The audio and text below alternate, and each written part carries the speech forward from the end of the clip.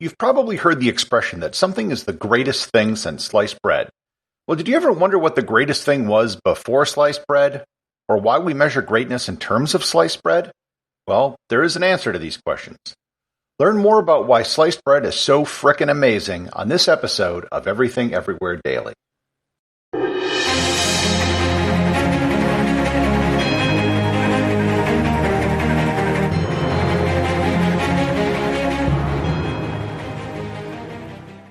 This episode is brought to you by the Travel Photography Academy. Have you ever been on a trip and wondered why your photos don't turn out like the images you see in travel magazines? If you're going to spend thousands of dollars on a trip and hundreds to thousands of dollars on a camera, you owe it to yourself to get the highest quality images from your trip. That's why I created the Travel Photography Academy. I set out to travel around the world in 2007 with an expensive camera, and I had no idea how to use it.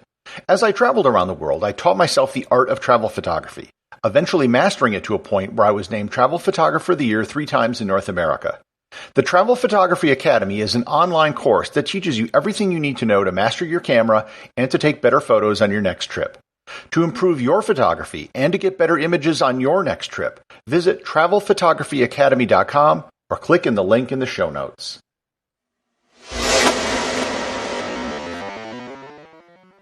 Humans have been baking bread for well over 14,000 years.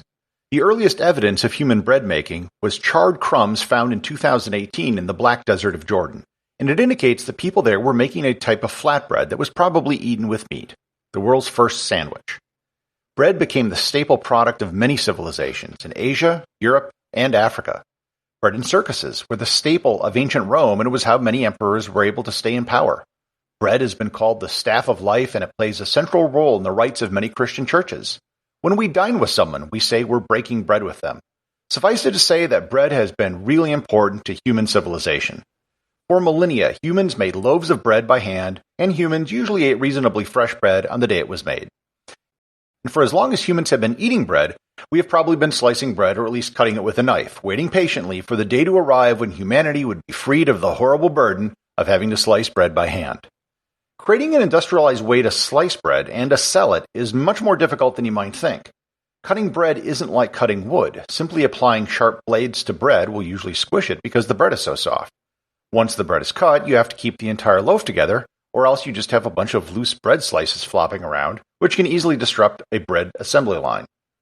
The arrival of pre-sliced bread arrived in July 1928 in the small town of Chillicothe, Missouri. After several failed attempts and losing his original blueprints in a fire, an inventor by the name of Otto Frederick Rohwedder created a device that would cleanly cut a loaf of bread into slices of equal thickness. Originally trained as a jeweler, Rohwedder did extensive market research for years, sure that sliced bread would be a hit and it would make him rich. The invention did get a lot of attention at first. Upon its release, the new sliced bread was a front-page story in the local Constitution Tribune. The paper reported that so neat and precise are the slices, and so definitely better than anyone could possibly slice by hand with a bread knife, that one realizes instantly that here is a refinement that will receive a hearty and permanent welcome. Success didn't happen right away, however. Sliced bread wasn't considered the greatest thing immediately. One problem that sliced bread had is that it went stale faster. Because each slice was exposed to the air, the entire loaf could dry out quickly.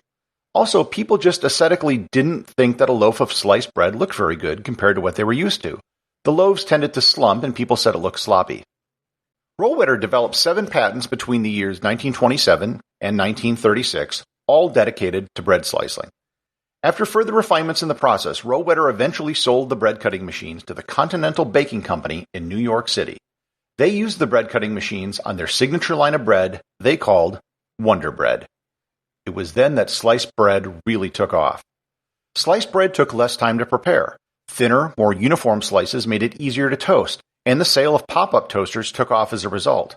It was the popularity of sliced bread which made peanut butter and jelly take off in the United States, as it allowed children to easily make their own sandwiches without having to use a knife. By 1933, just 5 years after it was introduced in Chillicothe, Missouri, 80% of all bread sold in the United States was sliced. In the United Kingdom, the first bread slicing machines were first installed in 1937 at the Wonderloaf Bakery in Tottenham, England, and sliced bread accounted for 80% of bread sales there by 1950. There was one setback in the history of sliced bread, and that occurred in 1943 during World War II. U.S. Secretary of Agriculture Claude Wickard placed a nationwide ban on sliced bread. The intent was to save metal and wax paper, which was used in the production of sliced bread for the war effort. There was a strong nationwide backlash to the sliced bread ban, and it was quickly reversed in only 3 months. This brief history of sliced bread is fascinating, but it really doesn't answer the question why we use the phrase the greatest thing since sliced bread. In doing research for this episode, I couldn't find anyone who could give a clear answer. There were several companies in the 1930s and 1940s which touted improvements to their bread by saying it was the greatest advancement in baking since sliced bread. These improvements were often in the form of packaging, vitamin fortification, and changes in the size of slices.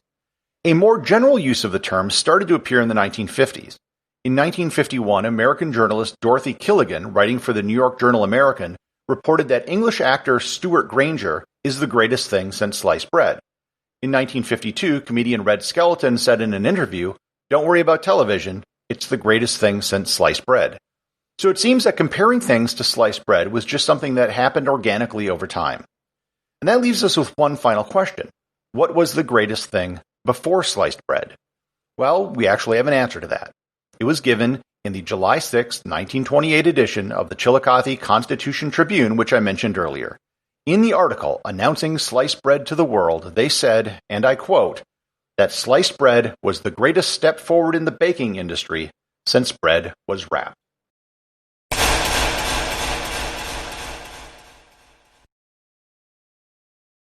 This is a brand new podcast, and as such, it can really use your support.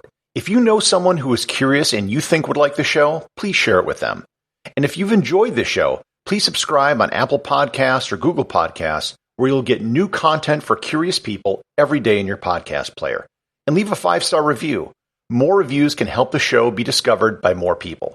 And also, please support the show over on Patreon, where you will get exclusive audio content not available in the podcast feed, merchandise such as t-shirts, and you'll be able to submit ideas for future episodes.